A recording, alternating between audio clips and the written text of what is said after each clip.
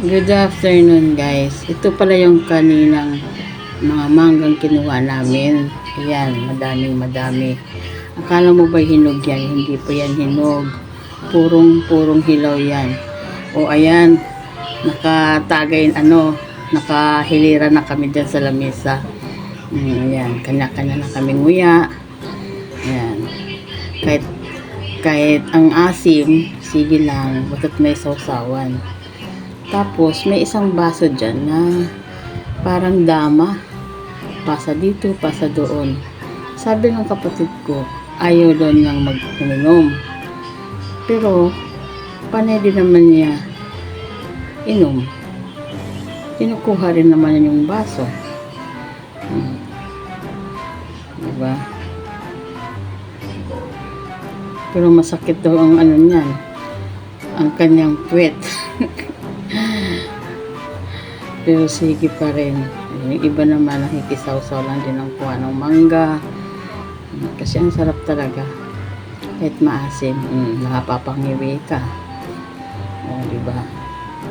Yung isa naman, busy sa cellphone, busy sa pag-abot sa baso.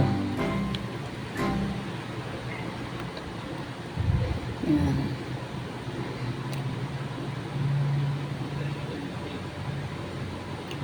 O, diba? O, tagay na mo makanguya yan. Ito na, sirang-sira ng muka. Hirap pala kumain ng maasim. Nakakasira talaga ng muka. Kaya kayo, pag kumain kayo, ingitin nyo na lang. Huwag kayong sisimangot. Huwag masira ang muka. Dapat. Tingnan mo yung kasama ko dyan. Bit na talaga ang mangga. Kaya ang katawan, tuyo na. Nakakain ng maasim. Ito namang anak ko nagbibideo. Talagang ibinupokus ang katawan ko. Tingnan mo. Parang bilib sa katawan kong bundat na bundat. Ayun ang sasawa namin, sili. Na may asin. Patanggal na sipon. Subo. Sige. Kaya mo yan, o diba? Tuwang-tuwa siya. Tuwang-tuwa sa kanyang pinakain. Kahit hindi na yan kakain ng kanin, guys. Makakain na ng mangga yan. So, na yan. Ako naman dyan, mukhang napipilitan lang kasi sirang-sira talaga ang mukha ko. O, ayan na naman. Yung aking tiyan na naman ang hinaharap. Focus talaga yung tiyan. Ano bang meron dyan? Para yan ang ipopokus. Pero kahit pa man, kaunti-unting ganyan na subo. Nauubos namin yan. Ganun kami katyaga. O, diba? Hindi naaasiman. Parang kumakain lang ng, cake.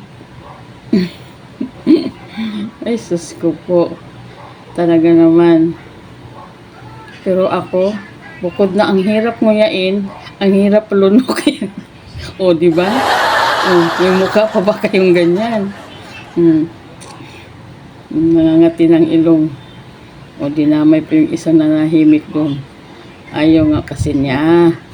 Hiyang-hiya nga talaga sa sarili niya eh.